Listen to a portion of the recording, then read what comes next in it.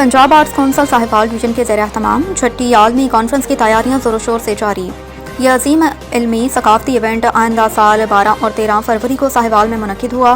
मौज़ू है माहौलियात, अदब और सकाफ़त, एक नए मुकालमे की तलाश।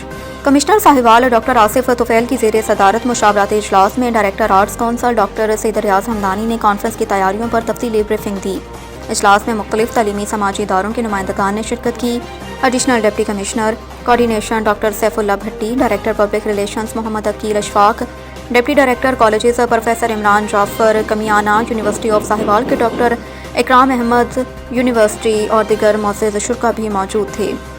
कमिश्नर डॉक्टर आसिफ तुफ़ैल ने कहा कि यह कॉन्फ्रेंस आलमी सतह पर माहौलियाती चैलेंजेस ख़ुसूसन साहिवाल डिवीजन के मुकामी मसाइल जैसे सैलाब की रोकथाम, दरिया के किनारे के कटाव और पानी के वसाइल की हिफाजत पर अमली गुफ्तगू के लिए एक बेहतरीन प्लेटफार्म बनेगी।